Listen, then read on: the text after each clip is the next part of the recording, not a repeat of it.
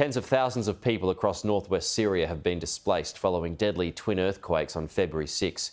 In the region, there's been fierce criticism over international response to the disaster, as Syrians say they've been left to defend themselves.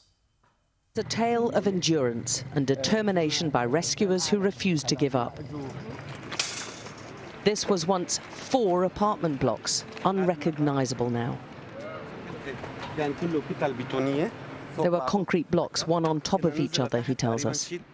Up to 100 were dead inside, but remarkably, at least one teenager called Rima was still alive. We had to go down through this hole, and there was lots of twisted metal and concrete, but there was a gap which formed a tunnel. And we had to go through that and another tunnel to get to her. The flats had more or less pancaked. The snatched images on his phone show how cramped it was as they crawled in one by one to reach Rima.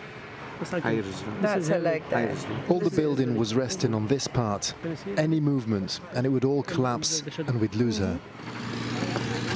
The White Helmets volunteers and Rima's relatives were working with very little. No heavy machinery at all at this point, just their bare hands and a lot of ingenuity. They managed to squeeze their way through the gaps, following the sound of her screams until they found her, cold and terrified, and with her right leg pinned down by tons of concrete. They covered her with blankets to keep her warm, and using only torches after hours of trying, they realized the only way to free her and save her life was to amputate her leg there under the rubble. She can't remember anything of the amputation and still hasn't been told her father didn't make it.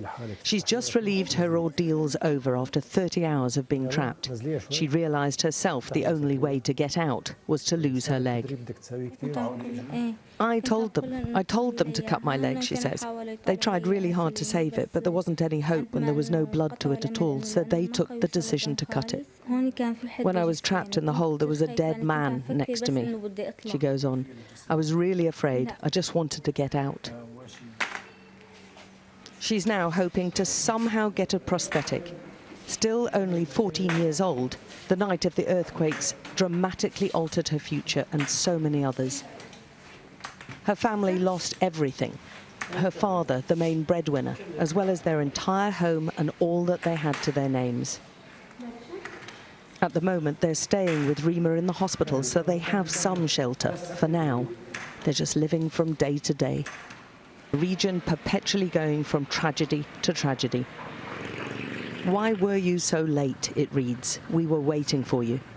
The trauma caused by the biggest earthquakes in a century, those who helped the people here and those who took far too long, is going to be remembered way after the rubble's been pieced back together again.